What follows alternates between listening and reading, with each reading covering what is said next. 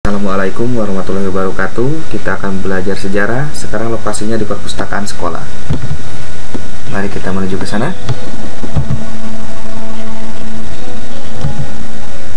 Nah, materi yang akan kita pelajari mengenai penjajahan Jepang di Indonesia pada tahun 1942 sampai tahun 1945. Kita buka arsip materi multimedianya.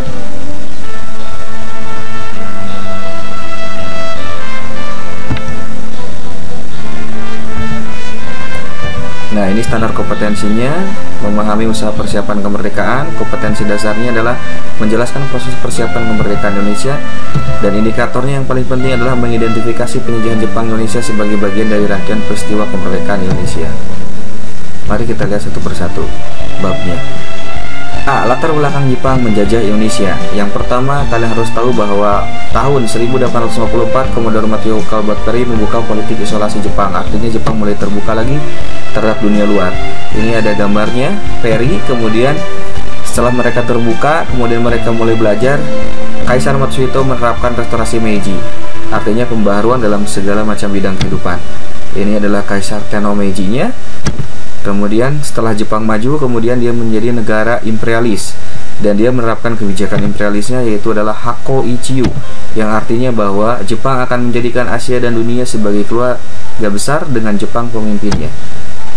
Nah, sebagai negara industri yang maju dan militer yang maju, Jepang membutuhkan bahan mentah untuk membangun negaranya, sehingga dilaksanakanlah penjajahan di seluruh negara Asia, salah satunya Indonesia. Kenapa Indonesia? Karena Indonesia negaranya yang kaya dan subur akan sumber daya alamnya. Kita lihat, ini tentara kekaisaran Jepang yang pada waktu itu sudah maju dibandingkan dengan negara Asia lainnya. Ini cuplikannya, arsip film.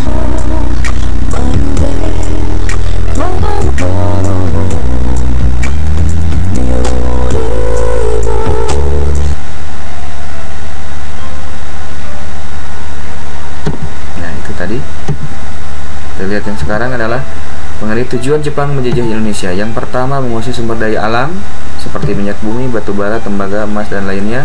Kemudian ada pohon jarah, kina, karet, dan tebu. Ini adalah gambar-gambarnya. Dan yang ketiga adalah menguasai dan memanfaatkan sumber daya manusia Indonesia untuk kepentingan perang. Lanjut. Nah, pemerintahan Jepang di Indonesia. Peta masuknya Jepang ke Indonesia. Ini adalah negara Jepang karena dia sudah maju dalam bidang militernya. Kemudian dia mulai masuki wilayah Indonesia, yang pada waktu itu Indonesia sudah mendapatkan pengaruh atau imperialisme daripada Belanda. Kemudian Jepang masuk ke Kalimantan, maka bertempurlah dengan orang Belanda di sana. Tetapi kemudian Belanda bisa dikalahkan, sehingga Kalimantan seluruhnya bisa dikuasai. Ini ada tanggal-tanggalnya. Pertama kali mendapatkan serangan Belanda di Tarakan, akhirnya bisa dikuasai. Kemudian setelah dari Kalimantan, dia menerjunkan pasukan ke daerah Palembang, dan akhirnya Palembang bisa dikuasai juga. Kemudian dari Palembang menuju ke Pulau Jawa. Nah, dan akhirnya pada tanggal 1 Maret 1942 orang Jepang mendarat di Teluk Banten, Eretan, dan Keragan, dan dia mulai bertempur dengan orang-orang Belanda yang bercokol di Indonesia. Maka akhirnya orang-orang Belanda itu kalah, dan 8 Maret 1942 Letjen Terporten menyerah tanpa syarat kepada Letjen Imamura di Kalijati, Subang.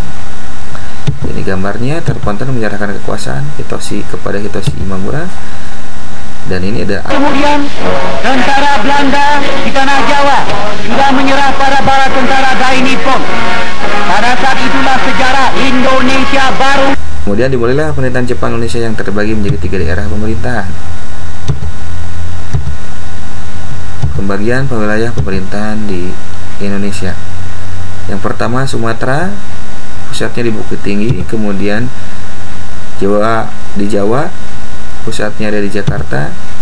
Dan yang terakhir ada Kalimantan, Sulawesi, dan Maluku. Itu ada pusatnya di bawah pemerintahan Angkatan Laut dan berpusatnya di Makassar.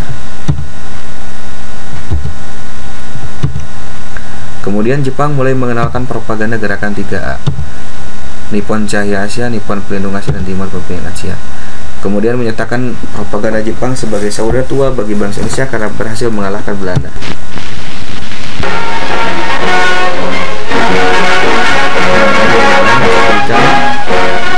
Ketika melihat para tentara Dai Nippon yang gagah berani itu, berdebar-debarlah hati kami bangsa Indonesia dan bersyukur serta berterima kasih. Nah, selanjutnya memujuk rakyat Indonesia memilih tokoh nasional untuk mendukung kebijakan pemerintah Jepang mengenai perang Asia Timur Raya melawan Amerika dan Inggris. Mari kita lihat ini.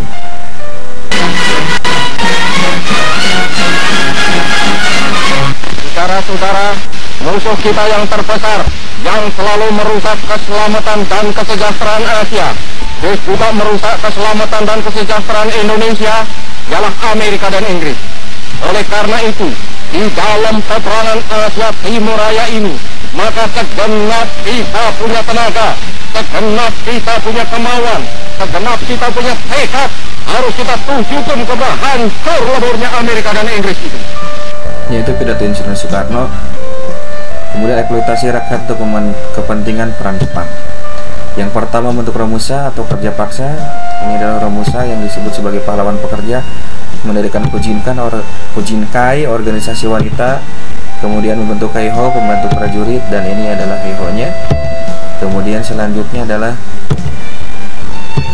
membentuk Kaibodan, pembantu polisi, ada gambar-gambarnya. Kemudian mendirikan Senendan, barisan pemuda, dan yang terakhir adalah membentuk peta atau disebut juga sebagai pembela tanah air yang merupakan tentara sukarela. Ini adalah cuplikan filmnya.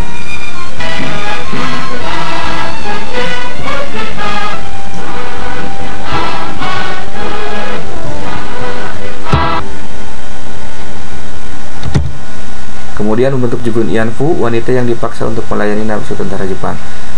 Di bawah barusan ada gambar Ibu Mardiem, seorang mantan Jugun Ianfu yang dipanggil oleh para orang Jepang dengan sebutan Momoye yang berarti buah persik kurang lebihnya. Dan ini ada cuplikan dokumen mantan Jugun Ianfu dalam film Because We Were Beautiful. Nah, ini adalah mantan Jugun Ianfu yang memberikan kesaksian. Ibu bapak, jangan atuh, yang dibawa pan itu udah, kakaknya udah, adanya udah, sampai sana. Itulah masuk kamar, terus saya tutup mulut saya. Tak apa-apa. Itu mulai di situ. Di situ saya tuh sudah ini air mata tuh sudah kanan kiri sudah nggak tertentu lagi. Tapi hari saya itu merasa capek, merasa malu. Lihat anak-anak itu lumayan lah ketemu juga, entah kepilih gimana nanti Jepang.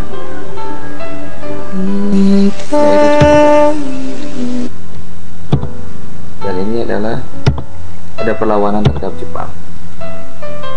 Yang pertama kita lihat ada perlawanan Tengku Abdul Jalil, Richard Plieng, Laksmawe Aceh karena dia tidak mau menaati peraturan Jepang.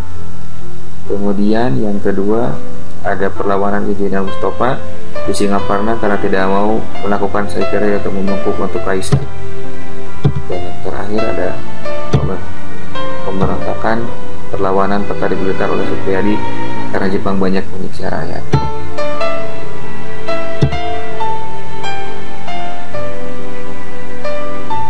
Ya, itulah materinya. Untuk saat ini, kalau kalian mau belajar lebih jauh, ada sumber materinya. Terima kasih. Assalamualaikum warahmatullahi wabarakatuh.